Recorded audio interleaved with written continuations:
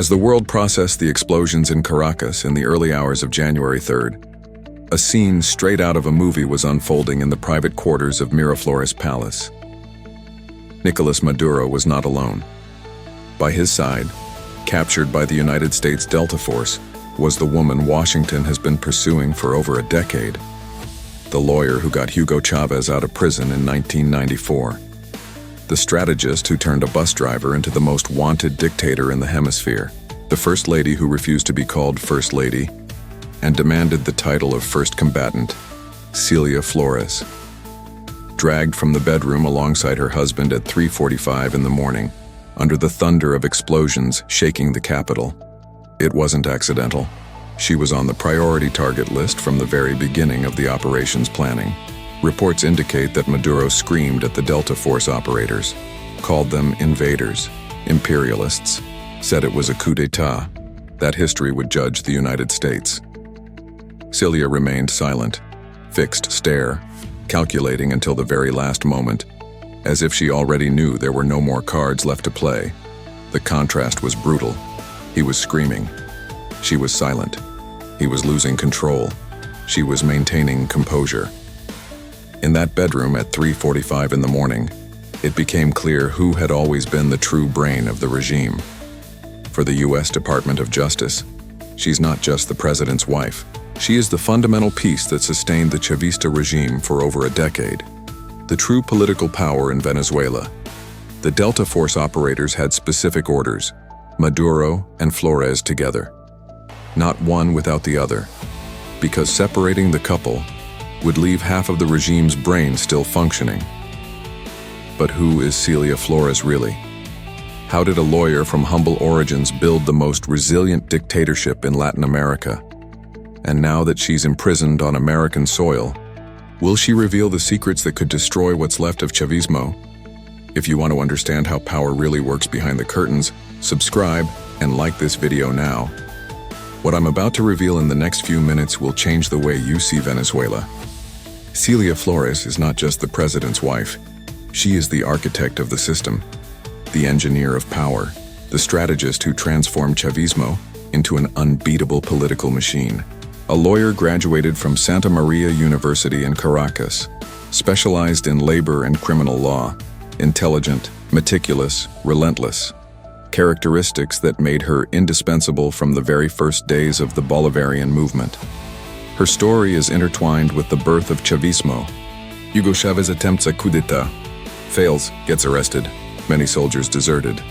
Supporters retreated in fear of persecution.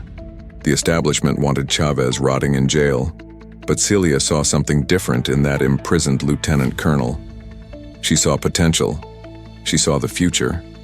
She saw power. It was in the dark corridors of Venezuelan prisons, in the courts of Caracas, in the interrogation rooms. There she built the foundation of what would become Chavismo. And there she met Nicolas Maduro. He was a young union activist, a bus driver. He had entered Chávez's circle as part of the security team. Cilia was older, more experienced, better connected, more strategic. And she saw in him what others didn't see: malleability, absolute loyalty, someone she could mold. Inseparable for over 30 years, the Maduro-Flores couple built a symbiosis of power unique in Venezuelan political history. The dynamic was clear. Maduro would be the public face, the charisma of the masses, the fiery speech, the man of the people. Cilia operated in the shadows, in the National Assembly, building the real power. In 2000, she was elected deputy. In 2006, she became the first woman to preside over the Venezuelan parliament, not by chance, by design. During her presidency of the National Assembly, between 2006 and 2011, Cilia became famous, or infamous, for three things. First, expelling critical journalists from parliamentary sessions. Any reporter who asked inconvenient questions was removed by security. The assembly became an echo chamber of Chavismo. Second, appointing dozens of family members to strategic positions: cousins, uncles, nephews, brothers-in-law. According to investigations, 16 relatives occupied a single office. The Venezuelan parliament became a family business, what many called the Flores clan. Third, shielding Hugo Chávez from any investigation or parliamentary criticism. Under her presidency, the assembly approved every law Chávez wanted, without exception. When accused of nepotism, her response was direct. My family got in on their own merits. I'm proud of them, and I will defend them as many times as necessary. The true test of Cilia's power came in 2013, March 5th. Hugo Chávez dies of cancer. Chavismo panics. Who would be the successor? Diosdado Cabello, the regime's strongman, president of the National Assembly, deep connections in the armed forces, or Nicolas Maduro, the vice president chosen by Chávez on his deathbed. Venezuela on the brink of an internal war for power, military factions mobilizing, generals conspiring, politicians negotiating behind the scenes, and at the center of that storm, Cilia Flores. Experts are unanimous. Without Cilia's advice, Maduro might not have survived the bloody disputes over the succession. It was she who mediated between military factions. It was she who negotiated with Diosdado Cabello, her biggest rival. It was she who secured the support of economic groups. It was she who orchestrated the narrative that Maduro was the legitimate heir, anointed by Chávez himself. In April 2013, Maduro won the elections, razor-thin margin, 50.61% against 49.12%, less than 2% difference. Contested elections. But Maduro was in power, and by his side, invisible but omnipresent Cilia Flores operated. In July 2013, they officially married. After more than 2 decades together, the marriage sealed the partnership. She wouldn't just be an advisor, she would be co-ruler. Maduro had the title, Cilia had the power. Opponents frequently said, in Venezuela there are 2 presidents, Maduro and Cilia. And there was evidence of it. Ministers were appointed after consulting her. Generals were promoted with her approval. Economic decisions went through her filter. Critics of the government claim that under her influence, the judiciary became politicized. It hasn't issued a single ruling against the state in over 2 decades, but the shine of power began to give way to the shadows of crime. November 10, 2015, Port-au-Prince, Haiti. A DEA operation culminates in the arrest of 2 young Venezuelans at a luxury hotel. Their names, Efraín Antonio Campo Flores and Francisco Flores de Freitas. Ages 29 and 30. Declared profession, businessmen. Real identity, Cilia Flores' nephews, sons of one of her sisters, raised by her as her own children. The charge, conspiracy to import 800 kilograms of cocaine into the United States. Estimated value, over $200 million. The case became known as the Narco-Nephews Scandal, and it revealed something the United States had suspected for years. The presidential family's inner circle was deeply involved in international drug trafficking. The details were cinematic. Undercover DEA agents posed as members of a Mexican cartel. Cilia's nephews negotiated directly, scheduled meetings, discussed prices, defined routes, and in the recorded conversations, the nephews said something explosive. They were doing this with Cilia and Nicolas's knowledge. They mentioned the names directly. They said they needed the money to finance the Chavista party's electoral campaign. Efraín Campo declared to the informants, "My mother is running for elections, and I need $20 million. Drug trafficking as a source of political funding. Even more shocking, they planned to dispatch the cocaine from the presidential hangar at Simón Bolívar International Airport, a terminal reserved for the president. In November 2017, both were sentenced to 18 years in prison. Maduro and Cilia's reaction was immediate, total denial. Maduro called the arrest an imperialist kidnapping. Cilia described her nephews as innocent young people persecuted for daring to have the Flores surname. But the facts were devastating. There were recordings, witnesses, material evidence. The jury in New York had no doubts. Guilty. 2 informants who observed the nephews were murdered, one shortly before the arrest, another shortly after. raising suspicions that the trafficking operation was much larger than imagined. From that moment on, Cilia Flores was no longer just a controversial political figure. She became, in Washington's eyes, part of a transnational criminal organization. In 2018, the siege tightened. The U.S. Treasury Department imposed direct sanctions against Cilia Flores, asset freezes, ban on entry into American territory. The justification: she benefited from the regime's corruption and is complicit in the erosion of Venezuelan democratic institutions. Canada sanctioned her. Panama sanctioned 55 officials and 16 companies linked to the Flores family for money laundering. Colombia banned her from entering the country. Maduro's response was revealing. Don't mess with Cilia. Don't mess with family. Don't be cowards. Her only crime is being my wife. But the siege never stopped. In 2020, the Department of Justice indicted Maduro and over a dozen Venezuelan officials for narco-terrorism. The reward for Maduro's capture was set at $15 million. In 2025, it rose to $50 million. And Cilia? She didn't back down. She embraced the persecution narrative, turned it into a political weapon. She officially adopted the title of First Combatant, not First Lady, Combatant, as if she were in permanent war against the enemies of the revolution. At rallies and official events, always by Maduro's side.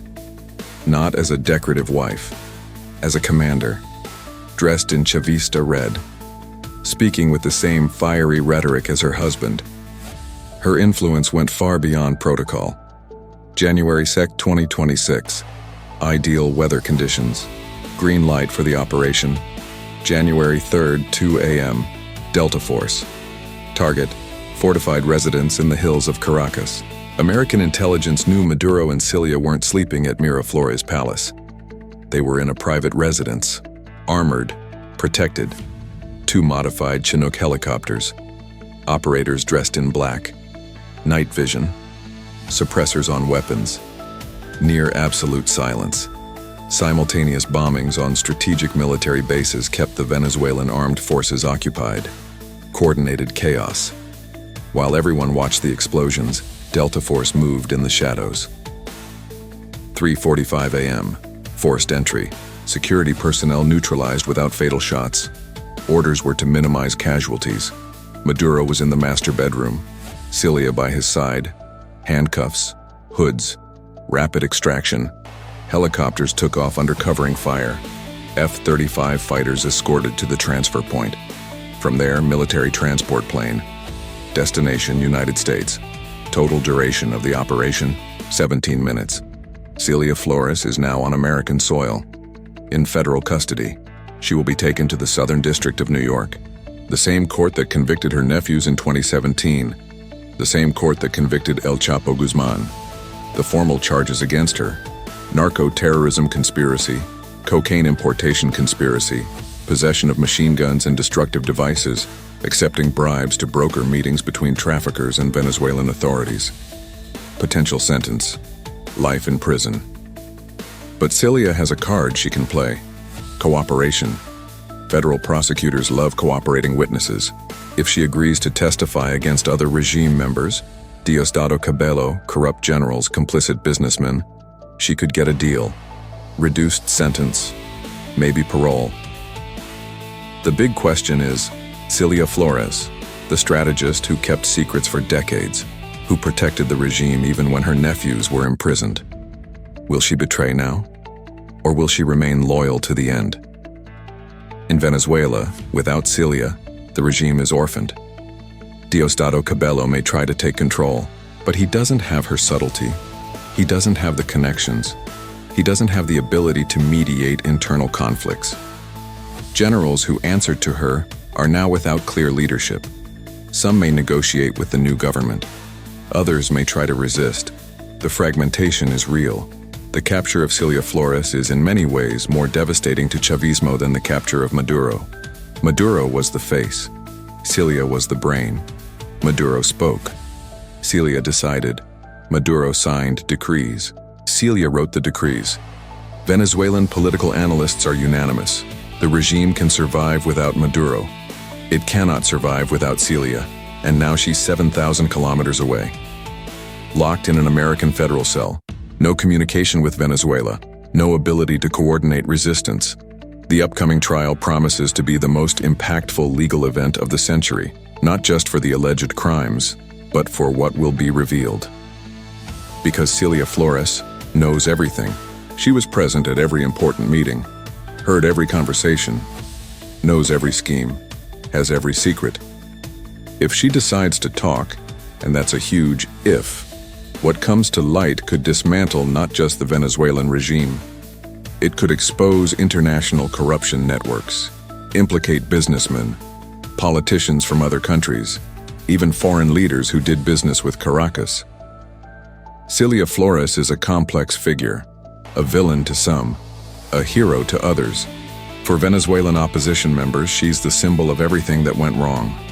The lawyer who used her knowledge of the law to pervert justice. The first lady who got rich while a country sank into misery. For loyal Chavistas, she's a warrior, a strong woman who stood up to the American empire. What's indisputable, she was the architect of a system that caused massive suffering. 7 million Venezuelans fled the country. Thousands died in repressed protests. The economy collapsed. The healthcare system crumbled. Hunger spread. And through all of it, she was at the center of power, making decisions, giving orders, ensuring the regime survived at any cost. Now, in an American federal cell, at 69 years old, she has one final choice to make.